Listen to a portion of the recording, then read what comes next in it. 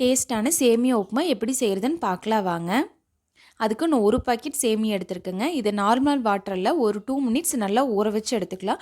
ரொம்ப நேரம் ஊற வைக்காதீங்க, 2 நிமிஷமே கரெக்டாக இருக்குது. இப்போ பாருங்கள் நல்லா ஊறிடுச்சு. இது தண்ணியெல்லாம் வடிச்சிட்டு ஒரு இட்லி சட்டியில் ஒரு 5 நிமிஷம் நல்லா ஆவியில் வேக வச்சு எடுத்துக்கோங்க.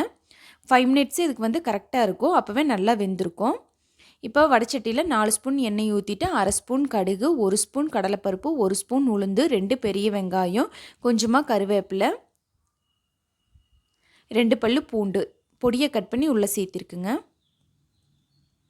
ஒரு பச்சை மிளகாய், இது எல்லாத்தையும் சேர்த்து நல்லா வதக்கிக்குங்க. வெங்காயம் ரொம்ப வதங்கணும்னு இல்லை, பாதி வதங்கணுன்னே கேரட்டு, பீன்ஸு, குடமிளகா, ஒரு தக்காளி எல்லாம் சேர்த்து நல்லா வதக்கிக்குங்க. இதில் சேமியாக்கு தேவையான உப்பு இப்போவே சேர்த்திட்டேன். இதை சேர்த்திட்டு நல்லா வதக்கிக்கல. தண்ணி எதுவும் ஊற்றாமல் எண்ணெயிலேயே நல்லா வதக்கிக்குங்க. இப்போ பாருங்கள் நல்லா வதங்கிருச்சு. இதில் 1/2 ஸ்பூன் கரம் மசாலா சேர்த்துக்கலாம். சேர்த்து நல்லா மிக்ஸ் பண்ணி விட்டுருங்க. இப்போ வேக வச்சு சேமியா உள்ளே சேர்த்து நல்லா மிக்ஸ் பண்ணி விடுங்க. இது அலங்காப்பில் மிக்ஸ் பண்ணி விடுங்க. போட்டு ரொம்ப கிளற வேண்டாம், களியாட்டு ஆயிரும். இப்போ பாருங்கள் உதிரி உதிரியாக இருக்குது. லைட்டாக மேலே கொத்தமல்லி தழை தூவுனா சூப்பரான சேமியா உப்புமா ரெடி.